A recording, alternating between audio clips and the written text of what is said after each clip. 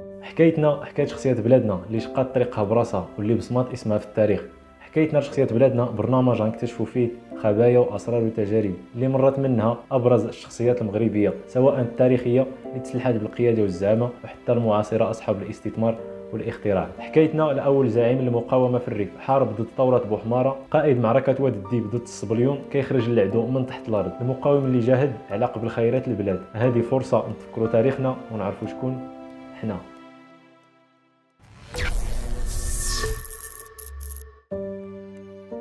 بلا شك الا هضرنا على المقاومه المغربيه في الريف غنتفكروا مقاومه عبد الكريم الخطابي، قائد معركه انوال اللي كانت بين المغاربه والصبليون في 1921. فيها الصبليون هجموا على الريف ب 24,000 عسكري، وقدر عبد الكريم الخطابي يوقفهم ب 4000 مجاهد وتسبب لهم في خساره 13,000 عسكري و300 مدفع. لكن قبل من هذه المعركه ب10 سنين كانت معركه اللي تسمات بواد الديب بقياده اول زعيم للمقاومه المغربيه في الريف. قبل ما يستعمروا الصبليون قبائل الريف غيصيفطوا جواسيس اللي غيوصلوا كاع الاخبار على ناس المنطقه ويقلبوا على الجبال اللي يقدروا يخرجوا منها الحديد، وغيبداو يتعلموا اللغه ويحفظوا القران والفقه الاسلامي وغيلبسوا لباس الفقهاء وعلماء الدين. طبيعه المغاربه من زمان كيكبروا باهل العلم، وهكا غيحترموا هاد الجواسيس اللي غيعيشوا بيناتهم سنين وغيتعرفوا على اسرار المنطقه وناسها. في هذه الفتره مولاي عبد العزيز كيحارب ثوره الجيلالي الزرهوني المعروف ببوحماره، اللي قدر يسيطر على تازه ووجده ودخل للريف بعد ما كذب على القبائل بصيفته محمد بن السلطان الحسن الاول. 1907 غيستغلوا الصبليون سلطه بوحماره في الريف وغيجلسوا بصيفته سلطان شرعي ويقنعوه يبيع ليهم جوج جبال من الحديد نواحي الناظور، جبل ويكسان وجبل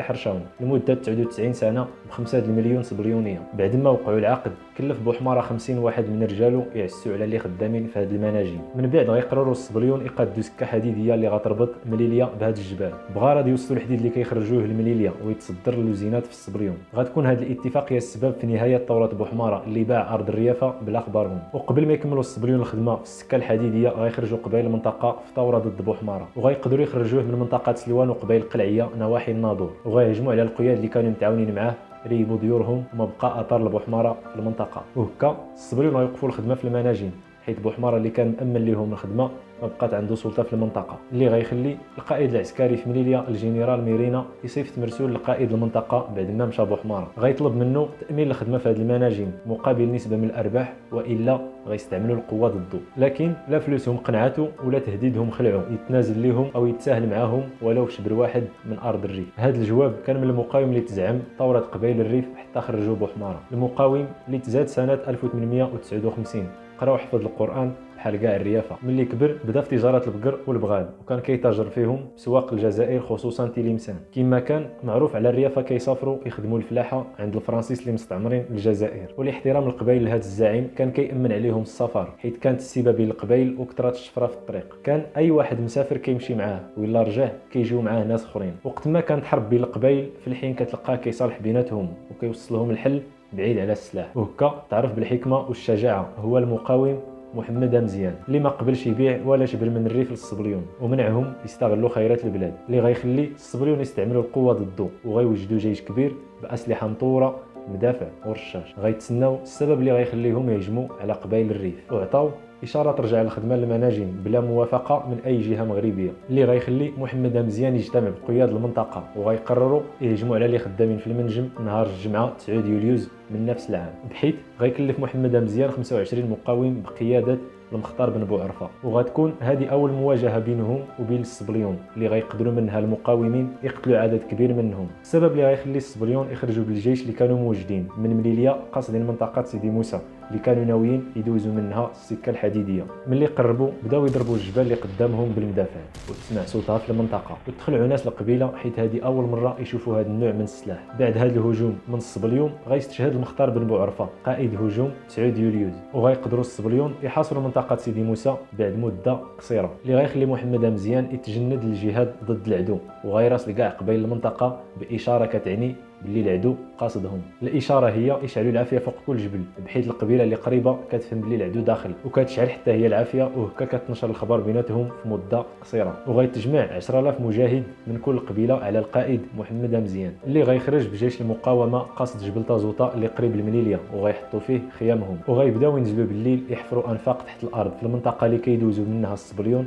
السلاح والماكله للمعسكرات ديالهم، بحيث ملي كتقرب قافله عسكريه كيخرجوا المقاومين من تحت الارض الحرب، كيحاصروها وكياخذوا لهم المؤونه اللي جاو بها. وفي كل مره الصبليون اللي في المعسكر كيخرجوا يدافعوا على القوافل ديالهم، وهكا كتوقع مواجهات فيها المقاومين كيكونوا قراب للعدو اللي سلاحه هو المدافع، والصبليون ما كيقدروش يستعملوا المدافع الا كانوا قراب، حيت كيخافوا يضربوا العساكريه اللي معاهم. غتبقى المواجهات على هذا الحال حتى ليله 21 يوليوز. غيقرر محمد مزيان والمقاومين يهجموا على معسكر الصبليون في منطقه سيدي موسى، وغيقدروا يقتلوا 33 عسكري. بعد بنهار مع الفجر غيهجموا المقاومين مره اخرى على نفس المعسكر. هذه المره غيوصل عدد القتلى 76 عسكري و243 مجروحين. الاخبار غتوصل لحكومه الصبليون اللي غيتصدموا بعدد العساكريه اللي ماتوا ومن الهجوم اللي ما كانوش متوقعين. هذه الواقعه غتخليهم يكلفوا اكبر جنرال عندهم يوقف المقاومه، هو الجنرال بينتو المعروف بالذكاء والشجاعه العسكريه. غيخرج من العاصمه مدريد بجيش كبير مسلح مزيان قاصد مليليا، غيوصلها نهار 26 يوليوز 1909. بعد بنهار الجنرال بينتو غيخرج بالجيش من مليليا قاصد الناظور. ملي قربوا لواد الديب غيبداو يقلبوا في كل جهه على المقاومين اللي غبر لهم الاثار، وكما معروف على الصبليون كيضربوا بالمدافع قبل الهجوم على اي منطقه، وغتبدا المدافع تضرب لكل جهه في الجبال، وغيولي واد الديب كله دخان. الجنرال بينتو راكب فوق العود وكيراقب ساحه المعركه وكيعطي اوامر للجيش، وغيبداو طالعين مع الجبل، وكيبان لهم بلي محمد مزيان والمقاومين تخلعوا وهربوا بعد ما سمعوا المدافع. لكن من بعد غيكتشفوا بلي المقاومين دايرين بهم من كل جهه بين الجبال. بعد ما بداو كيخرجوا من الانفاق اللي حفروا تحت الارض باشاره من محمد مزيان، غيبداو يضربوا بالرصاص جهه العدو اللي تصدم بهذه الحيله. بدات المعركه ووصلت للمواجهات بالسيوف، حيت بعض المقاومين ما كانش عندهم المكاحل اللي خلاهم يجاهدوا بالسيوف والخناجر. غتدوم المعركه ساعات طويله من الصباح حتى 3 النهار، وفي الوقت اللي الجنرال بينتو باقي راكب فوق العود كيعطي اوامر العساكريه يكملوا في المعركه. غيوقع اللي ما توقعوا لا الصبليون لا الريافه. واحد من المقاومين من جهه اخرى غيبان ليه الجنرال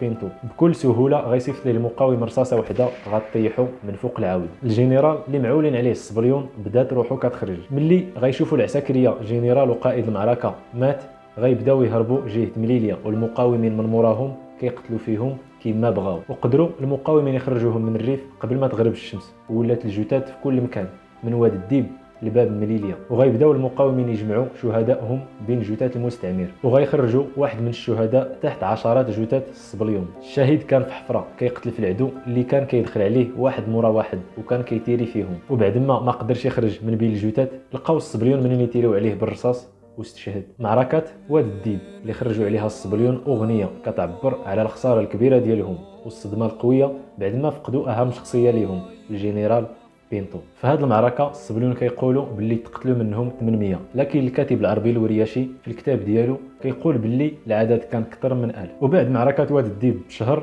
غيخرجوا الصبليون مرة أخرى بجيش مكون من 4000 عسكري قاصدين قبيلة بني شكار، ناويين ينتقموا بعد الخسارة الكبيرة في واد الديب. القائد محمد مزيان غيقطع عليهم الطريق ب 500 مجاهد، وغتوقع بيناتهم معركه اللي منها الصبليون غيخسروا مره اخرى وغيخليو من موراهم السلاح. وهكا كل مره كيهجموا الصبليون كيلقاو قدامهم مقاومه قويه بقياده محمد مزيان اللي غتبقى على هذا الحال مده طويله، اللي غيخلي الصبليون يقلبوا على الخونه اللي غيقدروا يوصلوا لهم اخبار وتحركات المقاومه. 1912 غيستشهد محمد مزيان وهو فوق العود ديالو كيراقب المنطقه، حيت الصبليون قدروا يوصلوا ليه بعد ما وصلوا لهم الخونه الخبار بمكانه. محمد مزيان حكايه المقاوم اللي حارب العدو من تحت الارض وقطع عليهم الطريق، المقاوم اللي فنى حياته على قبل خيرات البلاد.